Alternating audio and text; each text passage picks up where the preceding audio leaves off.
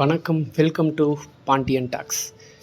இன்றைக்கி நம்ம பார்க்க போகிறது பர்வதமலை யாத்திரை. திருவண்ணாமலை மாவட்டம் போலூர்லேருந்து 20 கிலோமீட்டர் தொலைவில் பர்வதமலை அமைஞ்சிருக்கு.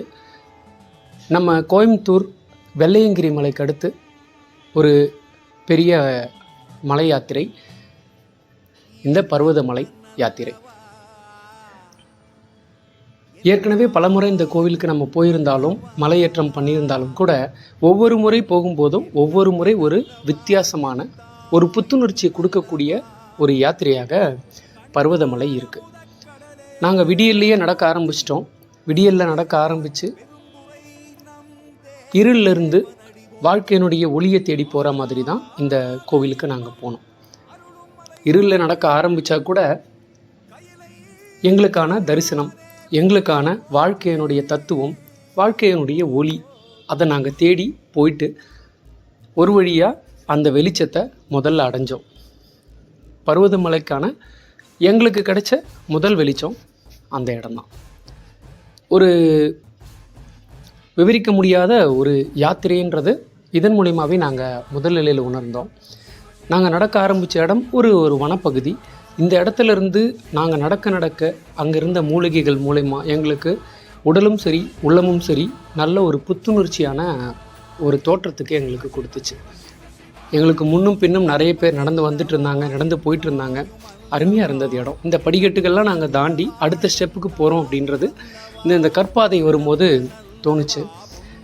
அடுத்த ஸ்டெப் வந்துட்டோம் அப்படின்னு சொல்லிட்டு. இப்போ நம்ம போயிட்டு இருக்கும்போதே இடையில முதல் இடத்துல ஒரு சிவலிங்கம் இருக்கும். ஈசன் நம்மளுக்கு முதல் நிலையில் காட்சியளிப்பார். அவரை நம்ம பார்த்துட்டோம் அப்படின்னா நம்ம அடுத்து நம்ம பாதை மிக எளிமையாக இருக்கும் அப்படின்ற ஒரு தன்னம்பிக்கை, ஒரு நம்பிக்கை நமக்கு வரும். அது எக்காரணத்தை கொண்டும் நிற்காது. ஒரு முறை நமக்குள்ளே தன்னம்பிக்கை வந்துடுச்சு அப்படின்னா அந்த கடவுளே நினச்சாலும் அந்த தன்னம்பிக்கையை அழிக்க முடியாது. ஸோ தன்னம்பிக்கை ரொம்ப அவசியம். அதற்கான முதல் படி தான் இங்கே நாங்கள் ஈசனை பார்த்தது. இங்கேருந்து பார்த்துட்டு அடுத்த படிக்கு நாங்கள் நகர ஆரம்பித்தோம். வாழ்க்கை எவ்வளவு மேடு பள்ளங்கள் நிறைந்தது, எவ்வளவு துன்ப துயரங்கள் நிறைந்தது அப்படின்றத போகும் வழியெல்லாம் நாங்கள் பார்த்துட்டு போனோம். நானும் என்னோடய நண்பர் தான் போயிருந்தோம். போகும்போது இந்த இடங்களில் கிட்டத்தட்ட இந்த கற்பாறைகள் அனைத்தையும் ஒரு படிக்கட்டுகள் போல் போட்டு வச்சுருந்தாங்க. எப்படின்னு யோசிச்சுட்டே தான் போயிருந்தேன். ஏன்னா நாங்கள் சாதாரணமாக நடக்கிறதே எங்களால் முடியல. அப்படிப்பட்ட பட்சத்தில் இப்படி படிக்கட்டுகள் போல் போட்டிருக்காங்கன்னா இறை சித்தம் தான். அடுத்து முதல் நிலையில் தாண்டி 2வது நிலைக்கு வரும்போது ஒரு குட்டி ஈசன், குட்டி சிவலிங்கத்தை பார்க்க முடியுது. இங்கே இவரை பார்த்துட்டோம் அப்படின்னா அடுத்து நம்ம கண்ணுக்கு தெரியறது கடப்பாறை பாதை. கடப்பாறை பாதை போயிட்டோம் அப்படின்னா நம்ம சீக்கிரமாகவே மல்லிகார்ஜுனரை ஈசனை பார்க்க போகிறோம் அப்படின்ற ஒரு இன்னும் ஒரு புத்துணர்ச்சி நமக்கு வரும். நாங்கள் ஏற்கனவே பல முறை வந்திருந்தா கூட இப்போ இந்த கடப்பாறை பாதை வந்துட்டோம். ரொம்ப ஒரு எக்ஸைட்மெண்ட்டான ஒரு பாதை. முதல்ல நான் போகும்போதெல்லாம் அப்படி ஒரு பயத்தில் அப்படியே கிட்டத்தட்ட பதறிட்டேன்னு வச்சுக்கோங்களேன். பயங்கரமாக பதறணும். ஆனால் ஈசன் மேலே இருக்கிற ஒரு நம்பிக்கை, எனக்குள்ளே வந்த ஒரு நம்பிக்கை, என்னால் முடியும், நம்ம மலை ஏறிடலான்னு சொல்லிட்டு ஏறி போய் பார்த்துட்டு வந்தோம். ஸோ இந்த முறையும் எத்தனை முறை வந்தாலும் சரி மறுபடியும் அதே ஒரு மதான ஒரு நம்பிக்கை எங்களுக்கு இருக்குது. இப்போ நிறைய பேர் ஏறிட்டு இருக்காங்க, நாங்களும் இப்போது ஏற போகிறோம். என்னதான் பயம் இல்லை எதுவும் ஆகிட்டோன்னு சொல்லிட்டு ஏறினா கூட கொஞ்சம் பதட்டம் இருக்க தான் செய்யுது. நானும் என்னுடைய நண்பரும் இந்த மலை ஏறிட்டுருக்கோம். என்ன ஒன்று, இங்கே மலை ஏறும்போதெல்லாம் நிறைய பிளாஸ்டிக் கழிவுகளை பார்க்க முடிஞ்சுது. அது கொஞ்சம் நம்மளுக்குள்ளே மனசு வருத்தமாக இருந்தாலும் நாங்கள் அந்த பிளாஸ்டிக் கழிவை போடலன்றது எங்களுக்கு ஒரு பெருமிதம் தான்.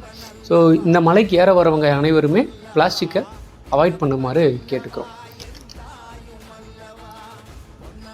நாங்கள் சீக்கிரமாகவே ஏற ஆரம்பித்து மலை ஏறிட்டோம் அப்படின்னா கூட வெயில் தாக்கம் இருந்தது. அந்த வெயிலையும் மீறி அடுத்து எங்கள் கண்ணுக்கு தென்பட்டது பனி படர்ந்த அந்த ஈசனுடைய கோவில். அருமையானது ஒரு கோவில். பனி படர்ந்து எங்களுக்கு ஒரு வந்துட்டோம், என் ஈசனை நம்ம பார்க்க போகிறோம் அப்படின்ற ஒரு தோற்றத்தை உருவாச்சு. ஒரு வழியாக வந்துட்டோம், பார்த்துட்டோம், இவ்வளோ நேரம் நடந்த எதுவும் வீண் போகலை அப்படின்ற ஒரு தோற்றத்தை, ஒரு நம்பிக்கையை பனி படர்ந்த அந்த இடத்துல ஈசன் அமர்ந்திருக்கார். இந்த கோவிலில் ஒரு விசேஷம் என்ன அப்படின்னா, ஈசனுடைய மேனிக்கு நம்மளே அபிஷேகம் பண்ணலாம். எனக்கு எந்த ஒரு கோவில்லையும் உடன்பாடு இல்லாத விஷயம் என்ன அப்படின்னா மூலவரை படம் பிடிக்கிறது. ஸோ அதனால் நான் எந்த கோவில்லையும் மூலவரை படம் பிடிக்க மாட்டேன். இது கோயிலுக்குள்ளே போகிறதுக்கு முன்னாடி நாங்கள் எடுத்த வீடியோ. கோயிலுக்குள்ளே போயிட்டு எங்களுடைய திருக்கரங்களால் என்னுடைய ஈசனுக்கு நாங்கள் அபிஷேகம் பண்ணோம். ரொம்ப மகிழ்ச்சியோடு அபிஷேகம் பண்ணோம். அபிஷேகம் பண்ணிவிட்டு அந்த இடத்துல இருந்து நாங்கள் மகிழ்ச்சியோடு கிளம்பினோம். அந்த பனி, அந்த வனம், அந்த மிகப்பெரிய இடங்கள் எல்லாத்தையும் பார்த்துட்டு நாங்கள் இறங்க ஆரம்பித்தோம். ஏறும்போது கூட ஏறிட்டோங்க. ஆனால் இறங்கும் போது ஏன்னா செங்குத்தான பாதையில் ஏறிடலாம், ஆனால் அதே செங்குத்தான பாதைகளில் இறங்குதல் அப்படின்றது கொஞ்சம் பதட்டம் தான், கொஞ்சம் பயம்தான். ஆனாலும் ஏறும்போது இருந்த நம்பிக்கை இறங்கும்போது போயிடுமான்னு. ஸோ இந்த முறையும் அதே நம்பிக்கையோடு இறங்க ஆரம்பித்தோம். ரொம்பவே ஒரு நல்ல புத்துணர்ச்சியான ஒரு அருமையான ஒரு நம்பிக்கை கொடுத்த இடம். இந்த கோவில் எங்கே இருக்குது அப்படின்னு பார்த்தீங்கன்னா திருவண்ணாமலை மாநகரத்திலேருந்து 20-25 கிலோமீட்டர்கள் தான் வரும். நிறைய பஸ்ஸு வசதியெல்லாம் இருக்குது. ஸோ தாராளமாக பயணிக்கலாம். அதே மாதிரி திருவண்ணாமலை போகிறதுக்கு முன்னாடி இந்த வேலூர் ஆரணி மார்க்கமாக போகிறவங்க போலூரில் இறங்கிட்டு போலூரில் இருந்து நம்ம பருவதமலைக்கு போக முடியும். அங்கேருந்தும் பஸ் வசதியும் இருக்குது, ஆட்டோ இருக்குது, அதுலேயும் நம்ம போகலாம். ரொம்ப அருமையானது. ஒரு மலை மேலே இருக்கக்கூடிய ஒரு ஆலயம். எந்த வசதிகளும் இதில் பெருமளவு கிடையாது. நம்மளுடைய ஓன் ரிஸ்கில் தான் போகணும். ஸோ நல்ல விதமாக போயிட்டு ஈசனை தரிசிச்சுட்டு வரணும் அப்படின்னு சொல்லிட்டு நண்பர்களை கேட்டுக்கிறேன். உண்மையிலே ஒரு சிறப்பான தரிசனம் தரக்கூடிய ஒரு இல்லம், ஈசனின் இல்லம். நானும் என்னுடைய நண்பரும் ஏறும்போது அப்படியே துள்ளி குதித்து ஏறிட்டோம். இறங்கும்போது கொஞ்சம் கஷ்டப்பட்டோம். ஆனாலும் அந்த கஷ்டம் எல்லாமே ஈசனை பார்த்து வந்துட்டோம், அவரை தரிசனம் பண்ணிட்டோன்ற அந்த சந்தோஷத்திலேயே மொத்தமும் காணாமல் போயிடுச்சு. ஸோ நம்ம எல்லாருக்கும் வேண்டி விரும்பி கேட்டுக்கொள்வது, இந்த இடம் அனைவரும் பார்க்க வேண்டிய ஒரு இடம். ஸோ எல்லாரும் கண்டிப்பாக இந்த இடத்துக்கு ஒரு நாளாவது வந்து போங்க. ஈசனுடைய தரிசனத்தை அனைவரும் கண்டு களித்து அவனுடைய அருளை பெறுங்கள். இந்த வீடியோ உங்களுக்கு பிடிச்சிருந்தா லைக் பண்ணுங்கள், கமெண்ட் பண்ணுங்கள், சப்ஸ்கிரைப் பண்ணுங்கள். மிக்க நன்றி.